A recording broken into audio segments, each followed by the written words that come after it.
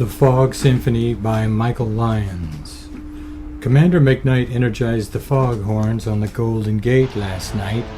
There was fog on the waters below the bridge.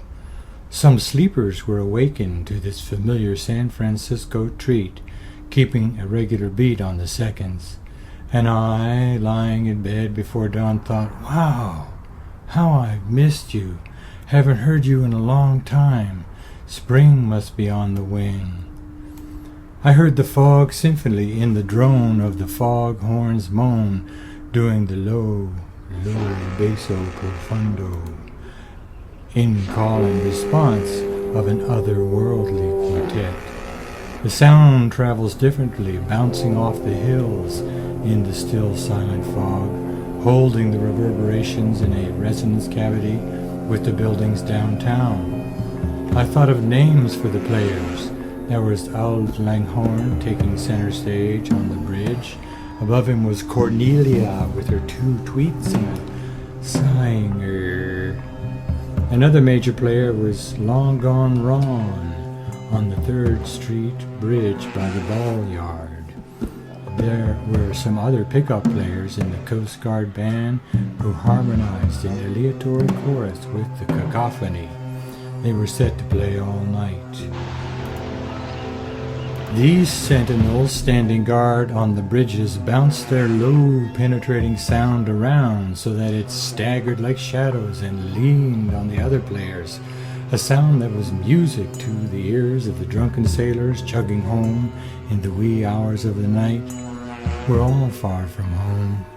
The blacks and excoriations exorcised the miscreants and drove out the evil spirits lurking in the shadows so that they too slanted up a drain pipe or further darkened spaces under eaves, awaiting their opportunity to slip across the roofs of the townspeople.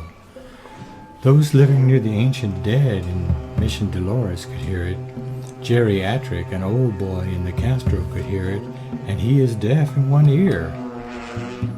Even in the Excelsior, it was Gloria in Excelsis Deo in the middle of the night.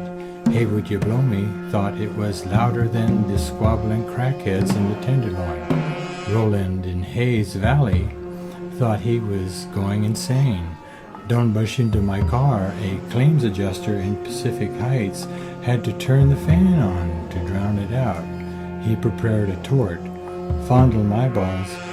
A working girl could hear it downtown as she turned her collar to the cold and damp while walking her beat. Ivan Ofelkakich, a symphony trombonist in Nopa, north of the Panhandle, heard it. He complained it was so loud last night. And to top it all off, it was blowing a pattern. Short, long, short. T.S. in Soma, south of Market, thought the fog was a sinister, obscuring agent creeping in on little cat feet and wrapping itself around every house, lowering a drowsy confusion over the whole town like everyone was stoned or etherized. But Rufus Leaking in the Outer Mission couldn't sleep. It made his little dog insane, too, because she became nocturnal and was running in circles on the bed for hours. While Fanny Ticola, who lives in the Sunset, said it was a true test of a San Francisco native if they could sleep through those guttural roars all night long.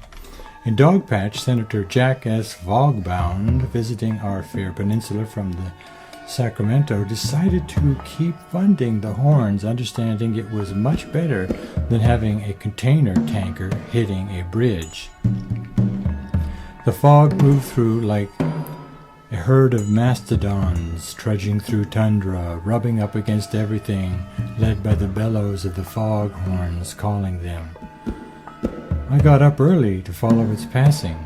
It left shreds of moisture behind on the trees and pools on the sidewalks. It imbued the impersonal with its mood, making the nameless wanderers floating through it confused. Everywhere in the dark there were dog walkers and Chinese vigorously doing Tai Chi. There were police sirens in the distance. When I got home, my row house neighborhood's plumbing was sounding like someone playing a tuba in the bathtub. All in all, the Fog Symphony was something of a highlight in my otherwise dismal social calendar.